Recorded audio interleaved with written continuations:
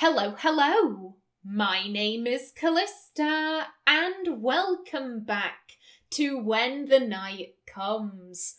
In the last episode, we discovered a couple of very interesting things in the dungeons. One, Fierro, he's alive and well, as alive as a vampire can be, although the enforcers have been taking his blood. Some very mysterious shenanigans going on there. And we also discovered some papers saying that Aya had been taken out of the dungeon just yesterday, although she hasn't come back, and it's been 24 hours since she was signed out. So, that really isn't so good. Unfortunately, we are having to end our search early as there has been some banging coming from within the dungeons. Now then, we were with Piper, yes. Let's go. We move as fast as we can whilst staying cautious. Finn had signalled us for a reason, be it an enforcer guard approaching or the wards being recast. Either way, we need to get out of here. Okay, so that was Finn's signal. Ooh. We hear muffled voices drawing nearer and quickly flatten ourselves against the wall, but we're not hidden. The forest exit is in sight. Our escape. Piper turns to look at me. It's your call, General. Og, why is this being placed on us? Oh god, we can run or we can wait. Oh dear.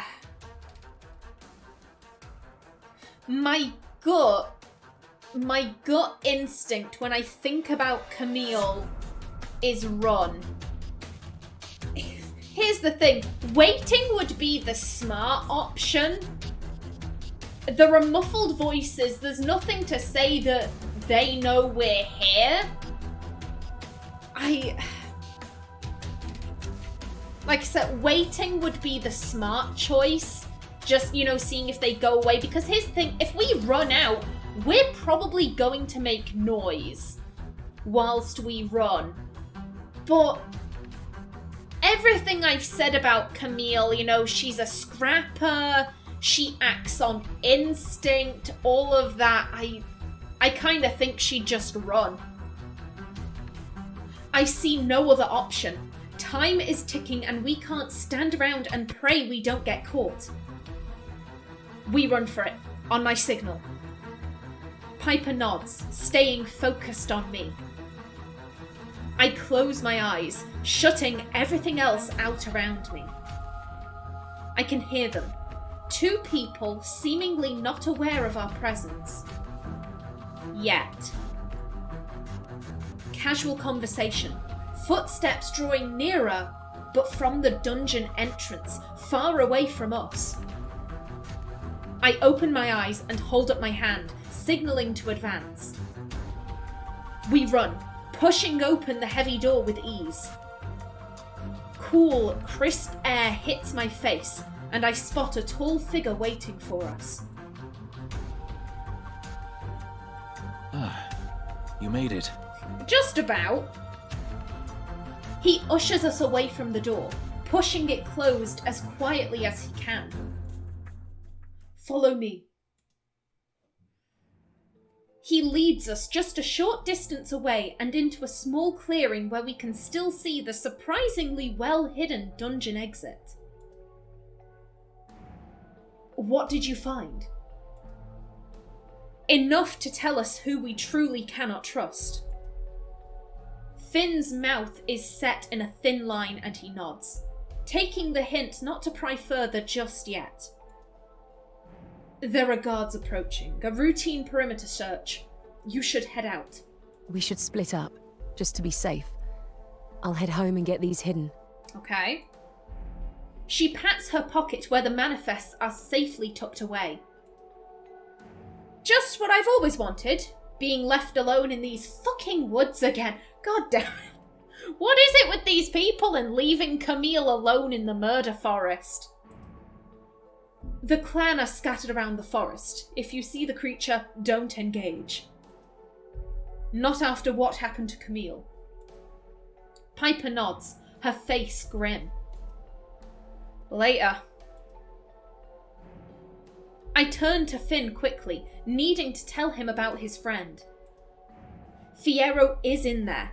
He's alive. Well, you know, ish. He's alive.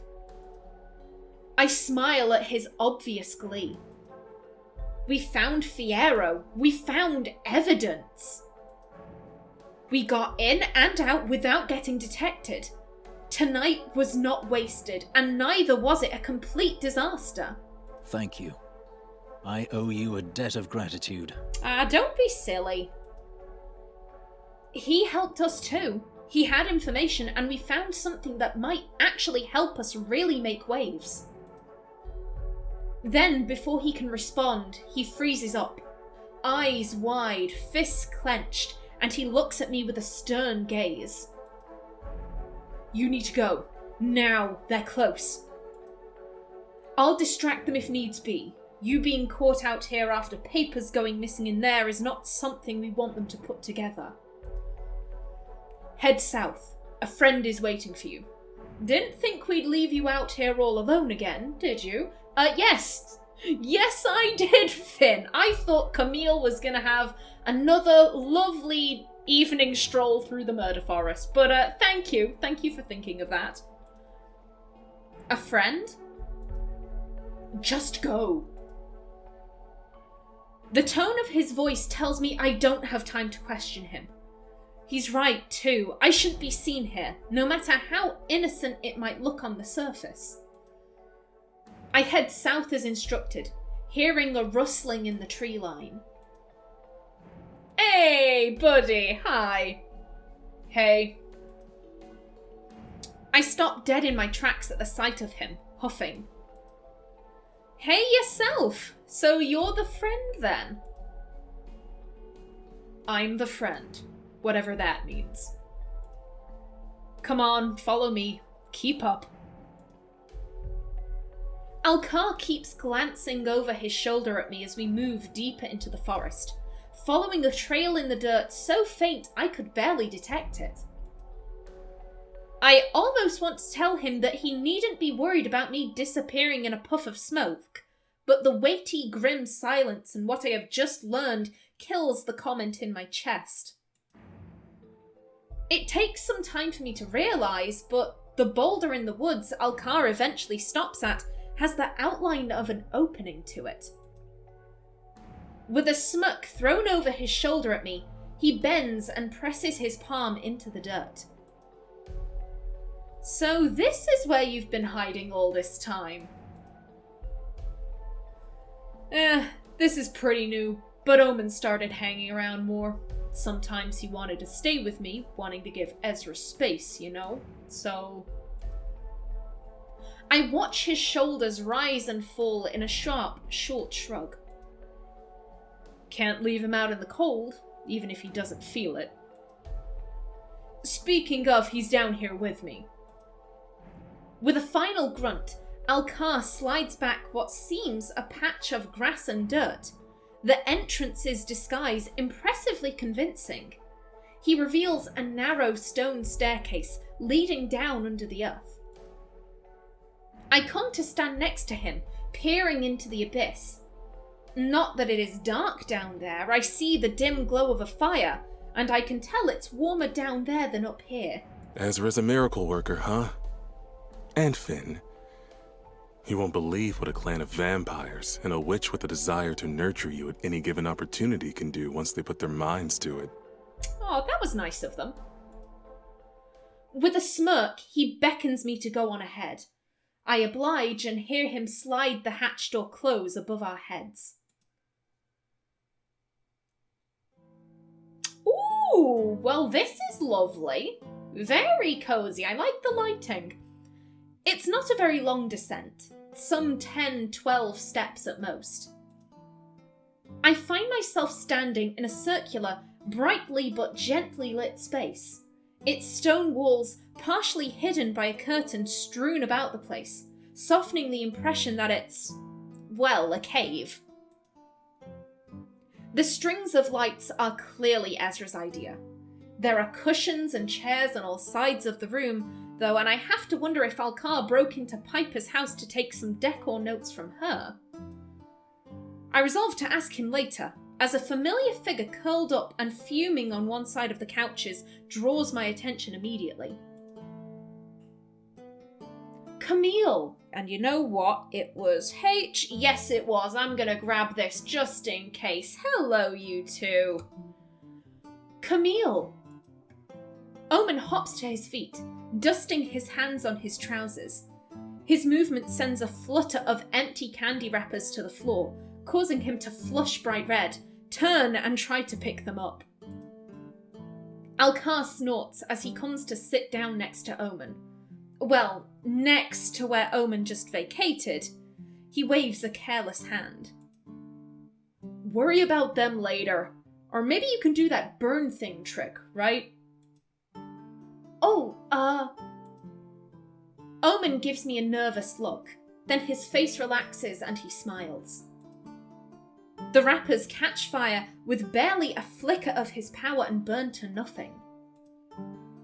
It's the first display of his power Omen has shown me, and as he sits...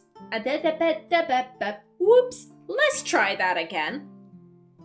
It's the first display of his power Omen has shown me, and as he sits back down and picks up a cushion to hug, I think he's more relaxed than he's ever been. Yes, this was the other couple. This was the other polyamorous romance option. I will say I do wish that they had shown more Omen and Alkar scenes earlier on in the game, because I mean, this is chapter 5, and this is the first real scene we're getting with the two of them together. I mean, it was pretty obvious with Finn and Ezra, because they showed that in the very first episode. However, you know, we had a lot of scenes where Omen talked about Alkar and Alkar talked about Omen, but I think it would have been nice to see them together a little bit sooner, I think. Alkar gives him a pat on the back and grins, gesturing towards me. See? It's all right. Yes, of course. Omen turns and regards me for a moment. Then he smiles, shy but soft and relieved. I find myself feeling the same, whether or not I can move my facial muscles to mirror his. Glad to see you here. I was getting worried. I can see the surprise on his face before he laughs it away, covering his mouth with the back of one hand. I appreciate your concern, but given everything, maybe I should be the one worrying. I was, actually, but... Oh, sweetheart. Omen really is lovely.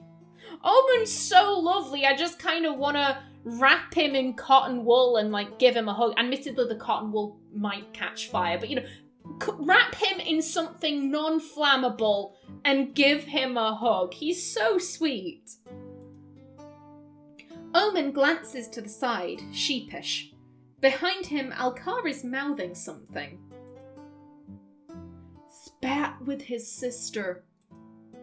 Oh, I nod along, not sure what exactly to say. Omen hasn't been the one to volunteer much information on himself and his sister beyond the big reveal, and at this point, I'm not sure if it would be more or less awkward to ask. After all, I'm fairly sure they're not in any sense responsible for things going to shit around here. Not with what I know now. Fairly sure. Figured he should be staying out of sight when he can burst into flames at any moment. Omen whips round to face him, and I can hear the fluster in his voice. I was not. Alkar shrugs lazily, shooting me a shit-eating grin as though trying to rope me into the teasing. If it counts as teasing. I see the tail of Omen's hair already gaining a cherry-red, wisp-like quality. Don't worry, you look cute when you're on fire. Omen groans, burying his face in his hands. I stifle a laugh despite myself, and come to sit down next to Alkar on the couch. Omen gives me a sharp look, like I've done him a small betrayal, but joins Alkar on the other side. He picks up a cushion and holds it close to his chest. We sit in silence for a long time.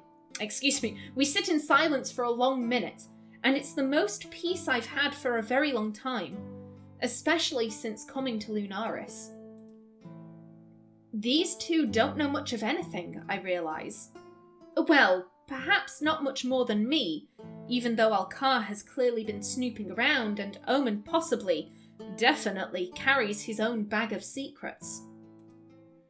But at this moment, in relation to all of this, perhaps we're the same. There's some comfort in that, to not be the only one in the dark. Pass me the jar. I can see Omen startle out of the corner of my eye. When I glance his way, it's to catch the flash of guilt on his face, and then he bends over to retrieve something.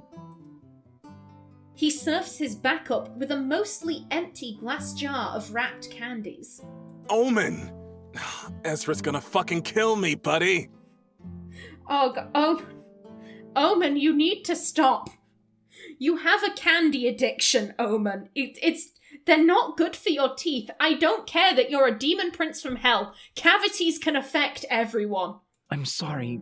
You said help yourself. Oh. Alkar reaches for the jar, but Omen holds it away from him. Show me your tongue, Omen. Omen's eyes widen, and Alkar leans back away from us with a not-so-subtle snicker. I glare at him, which he shrugs off with a roll of his eyes, and we each look at Omen expectantly. The son of Satan takes a sharp breath, then sticks his tongue out at me, just enough to mock. I think you should take your oh shit, he's allergic! When was this revealed? He's allergic to cat. I do not remember this being revealed. Admittedly, it has been a long time, so they might have mentioned this, and I just can't remember. I just assumed he liked candy, and everyone was like, stop eating the candy. Oh, buddy, no! Buddy, no! I think you should take your allergy seriously. Well, I think demons ought to be allowed to take their indulgences seriously. Alkar laughs then, open and full of mirth, and not like any sound I've ever quite heard from him before. He ruffles Omen's hair, then gives his long ear a slight tweak. That's how you show 'em attitude, yeah? See, you're learning. From the best, I gather. Omen blinks, then laughs too, an awkward chuckle that he still tries to stifle behind a hand. Alkar's wolf ears relax, and I can see his face soften into something very bright and very fond. They're lovely together. They're very sweet together. I just wish this had been more apparent from the first or second episode. That's my only regret with this. You two are outrageously cute. It's almost comical how quickly they separate. Omen almost hops off the edge of the couch with the speed of his retreat. His hair and face turn bright red. While he sputters something incoherent, Alkar leans away from me like I've just insulted his entire family. Interesting. Never say that again. I can't help but grin at how emphatically he says it. Can't handle a bit of truth, can you? No. We're friends. Friendship. Friendship. The friendliest friendship. R/Sappho and her friends. Friendship. He nods vigorously, mostly to himself, I think, and clutches the cushion closer to his chest, his eyes looking everywhere but at me. And you know what? That one, he's blushing in this one, so there we go, that's cuter. Alkar's head whips around at the speed of light, his wolf ears flattening into his soft hair. Whatever expression is on his face that I can't see makes Omen pause. Oh, God. Oh, is it bad I'm having flashbacks to, that scene in Legally Blonde, the courtroom scene, where, I can't remember the guy's name, but it's the pool boy who claims he's having an affair with Brooke Wyndham, and Elle realizes that he's gay, and then Emmett gets up and he's like, how long have you been seeing Miss Wyndham? 3 months, and what and what's your boyfriend's name? Chuck. And, the courtroom goes mental, all of that, and this guy's like, oh, no, I misunderstand. I thought you say best friend. My best friend is named Chuck. And then this guy gets up from the crowd and is like, you bitch! Why am I having flashbacks to that? Whatever expression is on his face that I can't see makes Omen pause. He stares back, jaw slack. I don't know how to pronounce this. Game, why are you doing this to me? I have a hard enough time with English. And I've got to do this in Omen's voice. Shit. Oh, bloody hell. I'm sorry I'm taking so long. My brain is just trying to compute the words. Omen's voice was this. It was high-pitched and American. Okay. Laya hung za sena. That was shit. Then he covers his face with the pillow to muffle the rest of whatever that was. Alkar turns back to him, expression grim. Now look what you've done. He's fucking steaming. Omen smacks Alkar's knee, hard, at which point I decide, and the two of them ought to be grateful for my graciousness, that perhaps it's safe and time to leave. Chuckling, I rise from the couch and take a step away, putting some good, much-needed distance between the pair and the mess they're quickly falling apart in. All right, you two win. Alkar gives me a narrowed-eyed look. Interestingly enough, I see his fluffy tail curl around Omen, almost protectively, and Omen's own tail wraps around the fur, twisting in. Coincidence? I don't think so. But saying so might get a half lichen at my throat. At least I gather as such from the way Alkar's shoulders are tense, so I keep my mouth shut. Likely he would do me no harm, but even so. Besides, staying right here affords me the best view of this mess. I cross my arms, fighting the amusement down. Of all the revelations in this town, this is the most welcome one yet. I'd better head out then. Shame, but stay safe and all that. Not that you need that Chad, big and strong as you are. Why does it sound like you're flirting with me, Alkar? I don't know. When the text first popped up, I read it in my head as a little bit sarcastic, but that sounded almost flirtatious. Okay. Good night. Alkar glowers at me, but I distinctly hear no further protest from him.